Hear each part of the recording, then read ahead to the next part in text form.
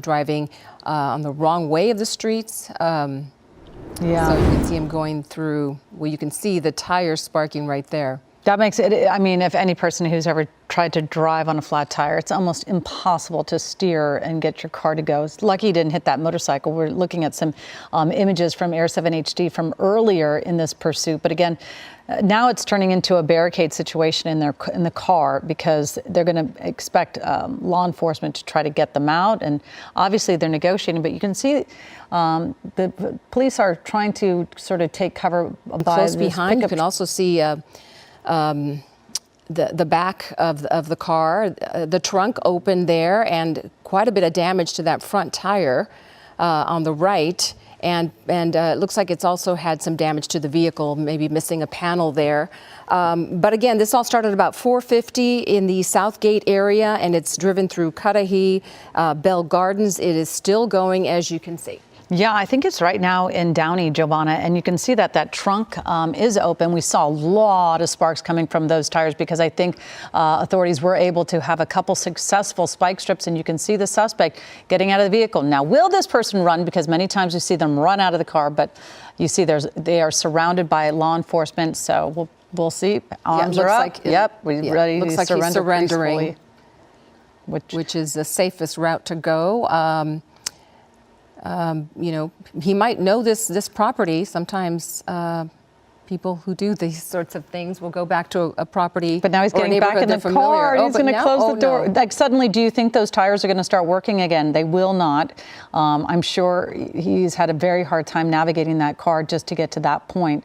But again, this takes on a totally different measure of alarm for law enforcement, because when he gets out of the car, his arms are up, his hands up, ready to do what he was being commanded to do. And now he went back in the car. Yeah, it really did look like he was going to surrender. Yeah. It looked like he was starting to run, and then he just paused in the driveway there, and then he got back in the car. So we are not sure what he's thinking, but you see that sheriff's deputies are in place. They've pulled their weapons. They're trying to be careful. They're likely trying to communicate with this person if they can, if he can hear them. Who knows what his state of mind is? They did believe that he was driving under the influence. Yeah. And he was driving very dangerously. We all naturally think that someone's going to stumble out of the car if they're drunk. But again, what alerted law enforcement thinking that this person was a drunk driver?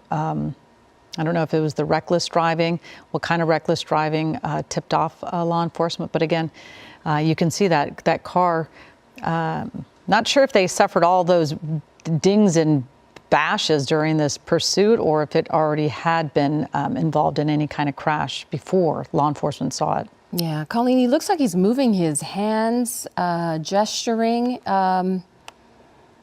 Maybe he's on the phone. Again, all of this is speculation. We're just watching and unclear as to what is going through his mind at the moment. But he could be, perhaps, maybe they know his name by now and have been able to contact him via a cell phone. Hard to know. That is one tactic that authorities will use when they're trying, in a standoff situation, when they're trying to de-escalate. But again, this is all speculation. We're not sure if he is the registered owner of this vehicle, exactly, whether it's stolen or not. Yeah, so again, we're going to just kind of stay above it, kind of hover over in Air 7 HD. Hope to see this driver give up because they don't want to go to jail. That's obviously where they're going to be going. And they're going to be, and you can see Giovanna slightly agitated in that car. We don't know if there's anybody inside the vehicle with them, if there's anybody in the back seat. We just don't know.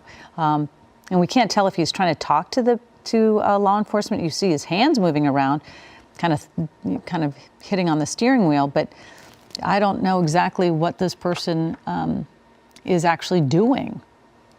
Yeah, it's hard to know in a situation like this, and the helicopter camera operator is trying to okay, there we go. Do what he can. He's coming out, he's surrendering, hands up. This is a very good sign. Take two, let's see. But why is he going over there? Why can't you just go over to law enforcement? That's what's so weird. Oh, he's going to grab picking up his. Oh, he's going to go grab the thing and he's going to go back into the car. Oh, goodness.